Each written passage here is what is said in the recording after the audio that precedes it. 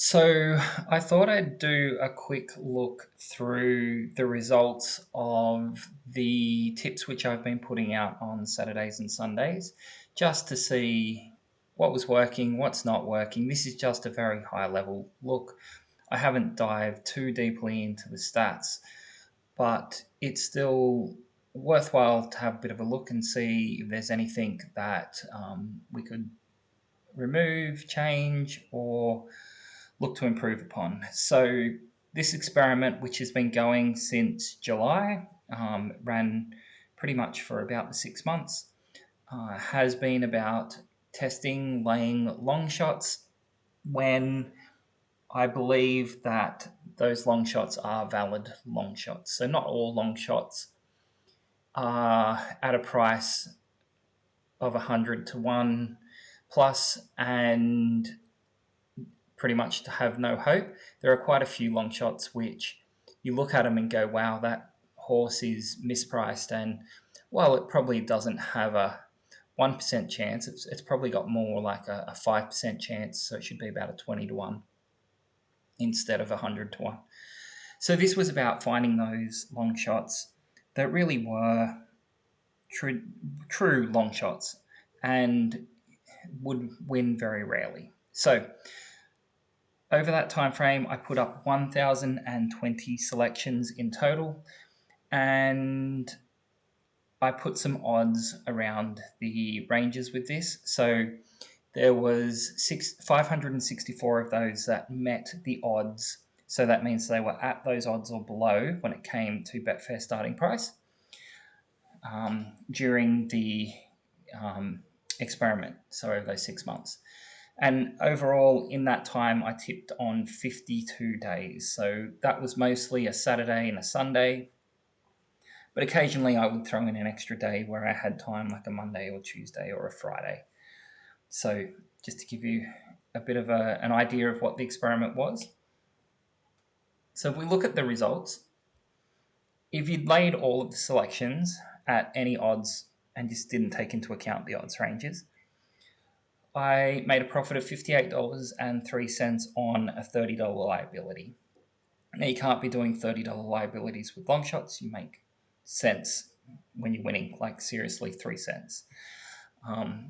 If you were doing it at a $3,000 liability, well, that was $5,803. So that's a fairly good return for the 6 months of just putting in about an hour, hour and a half on a Saturday morning and about an hour on a Sunday morning. So 2 hours for 6 months generated a fairly good return.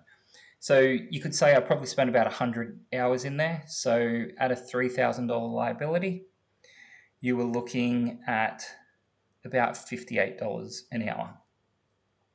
Now, depending on how you look at turnover, if you look at it on stake turnover, it made almost 30%. And if you look at it based on liability, which is what you risk, it made 0.19%. So it's always going to make less than 1% if we are laying selections that are higher than $100 on that liability. Now, if you'd stuck within the odds, it made a slight loss of $3.37 over that 564. It may have come back into a profit had I done this for a bit longer, but that is a negative 2.82% return on that one on staked, or a minus 0.02% on liability. So that was up until the 7th of December inclusive, so yesterday, and overall it was good to be in a profit over those 1,000 selections, which is what I was aiming to get to so that I could do a bit of an analysis on that. So if we have a look at it by the odds, now this is not the odds that I tipped, this is by the odds that it went off at Betfair Starting Price. So if the horse started less than $50, it made a profit of $52.69. If it came in that $50 to $100 mark, we lost $45. And then above 100, you can see there was a 36, a 7, and a 7. So essentially, if it did start above $100, you were making as much as it made under $50, probably because more tips fell into that area. But the area where it didn't work was at $50 to $99. Now that could just be, we've only had 1,000 selections. There's probably a few hundred that fit into that range. Probably not too much you can read into that, but I think the next slide is where it starts to get a little bit more interesting. So if we do it by relative odds, based on what I put as the odds, so if I decided the max odds I was going to take was $100, if it was below or at that $100, it lost $3.37. Now, if it ran at odds higher than what I put, so the market essentially agreed with me and went, this really is a long shot that can't win, it went off and made a profit of $61.90. So there's kind of a confirmation there where the market has extended what I had and said, no, it's even a worse long shot than what I thought it was. So it's interesting that gave the results of $62. So just really interesting that if you just stuck to those, which isn't that hard, right? We could look at that easily with a bot at the start of the race and just go, is the odds longer than the odds that I thought it should be under? Then put it in. But looking at it, there's a $3.37. It's not much given the below or at the odds given.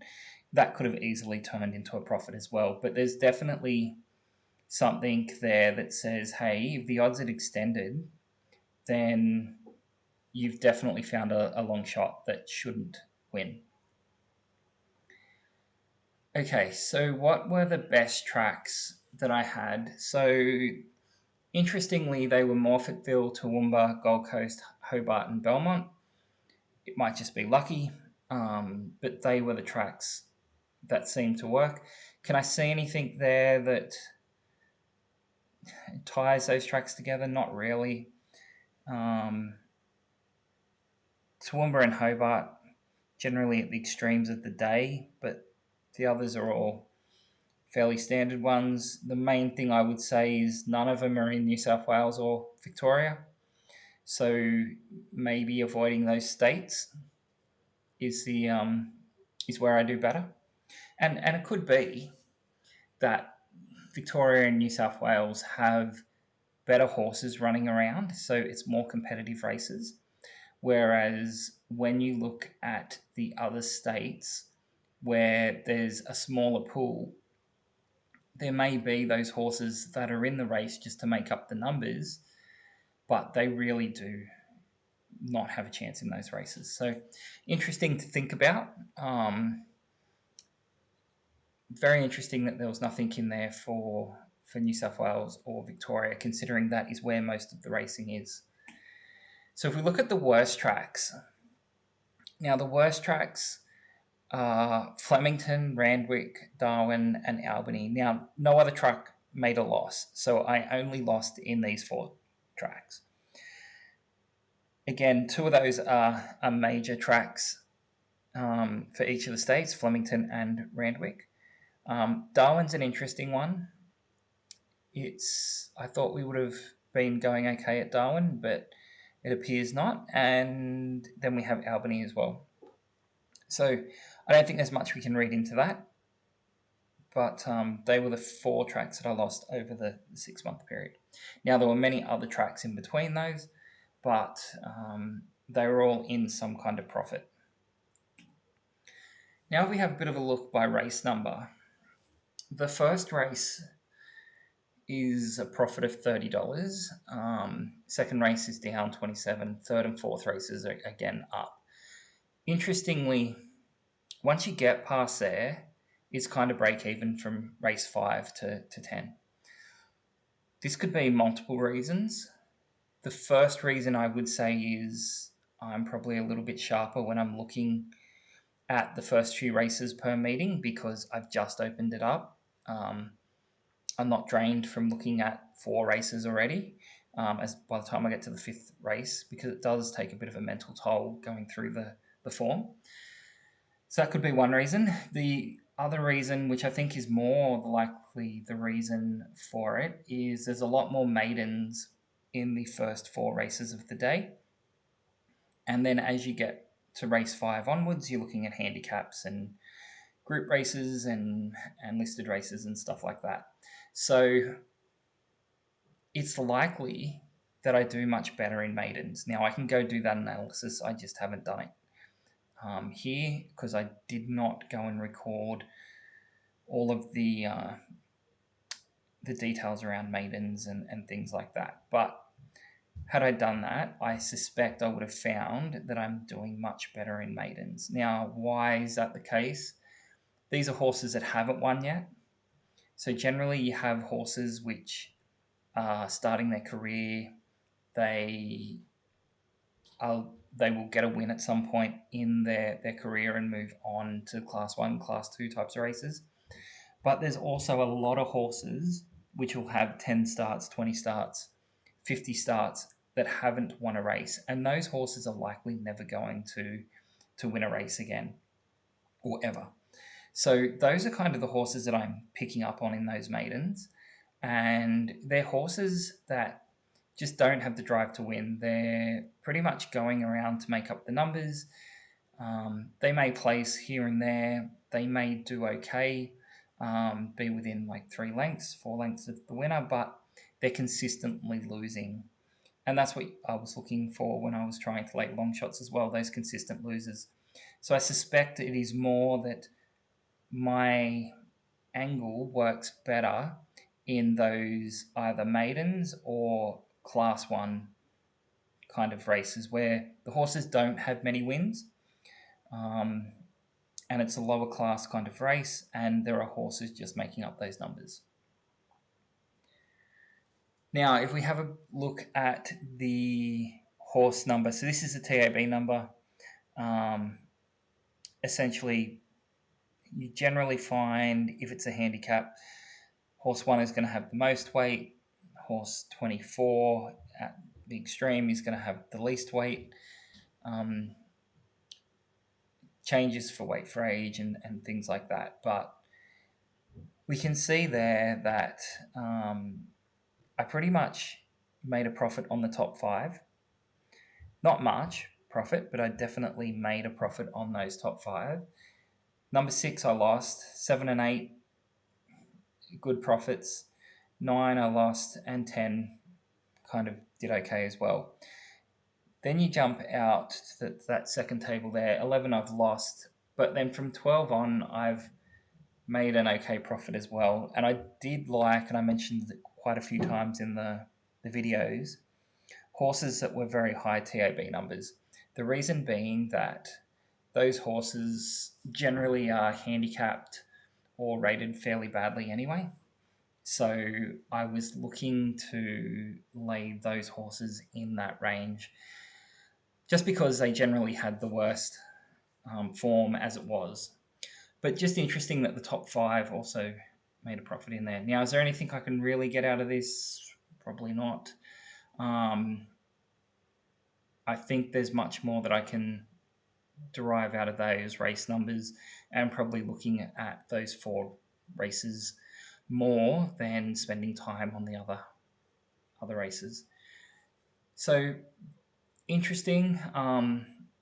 This also doesn't take it by field size, so we may find that those 7 and 8 in there were the smaller field sizes, but very happy with how the results went, and it's a fairly even result across that. So that's pretty much a very quick run through of just some very high level statistics that I had a look at. I think it pretty much shows that there probably is a profit there. Doing a little bit of filtering and optimizing, we could probably enhance the time, the return for that time that we're spending on it. But overall, a fairly good experiment, which I was really happy with.